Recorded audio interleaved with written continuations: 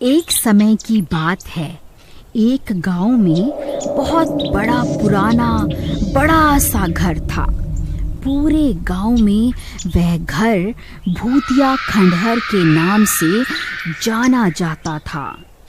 कोई भी गांव वाला उसके आगे से निकलने में बहुत डरता था। आधी रात होते ही उस घर से डरावनी डरावनी आवाजें आने लगती थी। एक दिन रमेश नाम का लड़का शहर से अपने भाई के घर गांव आता है। रमेश वहां से गुजर रहा होता है। अरे रमेश, कहाँ जा रहा है? जरा बात तो सुन। मैं इतने बड़े घर में अकेली रहती हूँ। तुम आ जाओ, हम मिलकर रहेंगे, बहुत मजा आएगा। अरे नहीं, ये तो चुड़ैल है। ये यहाँ कैसे आ गई? भागो रे भागो, हाय मम्मी बचा लो। अरे रुक, जाता कहाँ है? मैं बहुत दिन से भूखी हूँ। अरे मर गया, अरे मर गया, बचाओ, कोई तो बचाओ। फिर वो जल्दी जल्दी अपने भाई के घर की ओर भाग जाता है। अरे भाई दरवाजा खोलो, महेश भाई दरवाजा खोलो जल्दी। अरे भाई कौन है इतनी रात को जो दरवाजा पीट रहा है? जाओ, कविता जरूर तुम्हारा भाई होगा, वो ही बेसमय आ जाता है। अजी क्या कहा आपने मेरे भाई के बारे में? जरा अपनी आंखों का इलाज करवाओ। ये मेरा नहीं, आपके भाई साहब पधारे हैं। बड़े आए। अरे पागल औरत, वो शहर से बहुत सारी सोने की गिन्नियां लाया है ताकि यहाँ मेरे पास संभाल कर रख सके। क्या कह रहे हो जी? तो ऐसा बोलो ना कि लक्ष्मी जी पधारी है। मैं अभी आई लक्ष्मी जी। फिर वो दरवाजा खोलती है तो रमेश डरा हुआ खड़ा होता है। अरे भैया, आपका गांव तो बहुत डरावना है। यहाँ आते ही ऐसा स्वागत होता है क्या? पर हुआ क्या? इतने घबराए हुए क्यों हो? क्या बताऊं भैया, यहाँ भूतों का वास है क्या? मैं तो घर की ओर ही आ रहा था, लेकिन जिस रास्ते से आ रहा था वहाँ पर एक बड़ा सा घर था, और जैसे ही मैं उसके आगे से निकलने लगा वहाँ मुझे चुड़ैल दिखाई दी। वो मुझे बुलाने लगी। क्या कह रहे हो भाई? तुम्हें वहाँ से नहीं आना चाहिए था। वहाँ से जो भी निकलता है वो गायब हो जाता है। नहीं भैया, मैं वहाँ रुका ही नहीं। जैसे ही चुड़ैल दिखी मैं तो वहाँ से 9-2-11 हो लिया। अब सब ठीक है, तुम घबराओ नहीं। हम कल ही जाकर इन गिन्नियों को किसी सुरक्षित जगह पर दबा देंगे। फिर अगले दिन सुबह होने पर चलिए अब इन सारे सोने की गिन्नियों को सही जगह ठिकाना लगा दें, जहाँ ये सुरक्षित रहें। फिर दोनों भाई उन सारी गिन्नियों को लेकर घर से निकल जाते हैं। देखो भाई, रास्ते में वही खंडहर आएगा, तुम डरना मत और चौकन्ने रहना। जहाँ हमें जाना है वो रास्ता वहीं से होकर आता है और कोई दूसरा रास्ता नहीं है। नहीं भैया, मैं नहीं जाऊंगा। भाई कुछ नहीं होगा। अगर ऐसा कुछ हुआ भी तो मैं हूँ ना, तुझे कुछ नहीं होने दूंगा। फिर इतना बोलकर दोनों भाई निकल जाते हैं, और जब वह खंडहर आता है तो दोनों बहुत डर जाते हैं। वहाँ बहुत अजीब अजीब सी आवाजें आने लगती हैं। भैया मुझे तो डर लग रहा है। कौन हो तुम दोनों? अब तुम दोनों नहीं बचोगे। हा हा हा हा हा हा। भैया अब हम क्या करेंगे? ये चुड़ैल तो हमारे सामने ही खड़ी है। तुम डरो मत, मैं तुम्हें कुछ नहीं होने दूंगा। तुम मेरे पीछे आ जाओ। फिर चुड़ैल महेश को अपने मुंह में निगल लेती है। भैया नहीं, भागो यहाँ से, नहीं तो ये चुड़ैल मुझे भी खा जाएगी।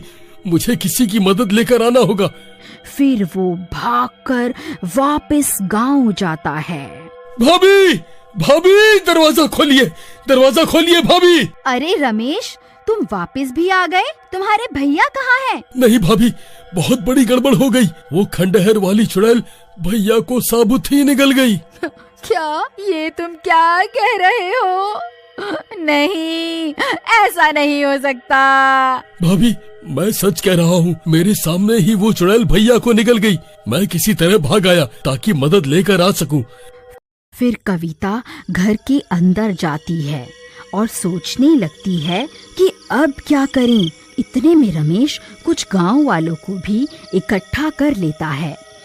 फिर कविता, रमेश और सब गांव वाले उसी खंडहर के पास जाते हैं।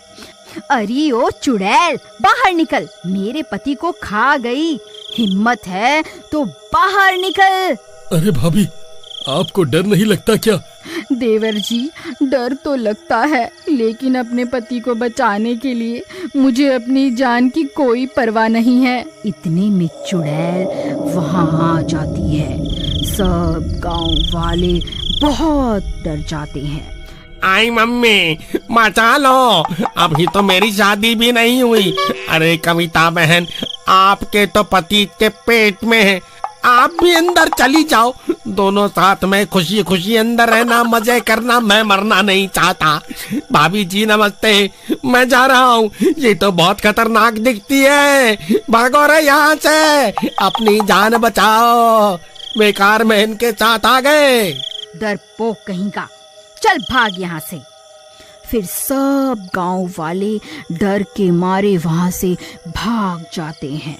अरे रुको डरपोक गांव वालों, कहाँ भाग रहे हो? ए चुड़ैल, उन्हें छोड़, इधर देख, मैं यहीं खड़ी हूँ। मैं तुझसे नहीं डरती, समझी ना? तूने मेरे पति को निगल लिया, मैं तुझे नहीं छोड़ूंगी। अरे भाभी, ये क्या कर रही हो? आराम से बातचीत करके भी तो मामला निपटाया जा सकता है। तू वही है ना जो कल यहाँ से बचकर भाग गया था। उसे छोड़, पहले मुझे खा के तो दिखा जरा। देवर जी, आप दूर हट जाइए। फिर रमेश एक पेड़ के पीछे छिप जाता है। ए पागल औरत, तुझे भी तेरे पति के ही पास पहुँचा दूंगी। हाँ हाँ, तो खा ना मुझे, डर क्यों रही है? फिर उस चुड़ैल को बहुत गुस्सा आ जाता है और वो कविता को भी मुंह में डालकर निगल जाती है। कविता भी चुड़ैल के पेट में पहुंच जाती है। अजी, आप ठीक तो है ना? अरे कविता, तुम यहाँ कैसे आ गई? तुम्हें यहाँ नहीं आना चाहिए था। और कैसे नहीं आती? मेरी लक्ष्मी जी तो आपके ही पास थी ना। हे राम, ये क्या कह रही हो? तुम्हें अभी भी गिन्नियों की पड़ी है। तभी कविता अपने पास से हनुमान जी की मूर्ति निकालती है, जो उसने छिपाकर अपने पास रखी थी। हे पवन सुत हनुमान, हे बजरंग बली, हमारी रक्षा करो। मैं आप पर ही विश्वास करके इस चुड़ैल के पेट में आ गई।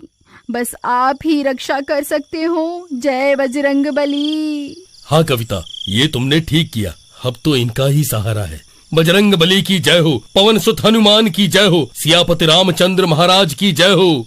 इतना बोलते ही हनुमान जी की मूर्ति से प्रकाश निकलने लगता है और वह मूर्ति कविता के हाथ से निकलकर बड़ी होने लगती है। अरे, ये मुझे क्या हो रहा है? मर गई रे। मेरे पेट में इतना दर्द क्यों होने लगा? ये दर्द बर्दाश्त नहीं होता। हे भगवान, मुझे माफ कर दो। जैसे जैसे मूर्ति बड़ी होने लगती है, वो चुड़ैल भी अपना शरीर बड़ा करती जाती है। फिर हनुमान जी की मूर्ति और बड़ी होने लगती है और वो इतनी बड़ी हो जाती है कि चुड़ैल का पेट ही फट जाता है और ऐसे ही उसका अंत हो जाता है और मूर्ति फिर से छोटी होकर कविता के हाथों में आ बोलो जाती महाबली है। हनुमान की जय, बोलो महाबली हनुमान की जय।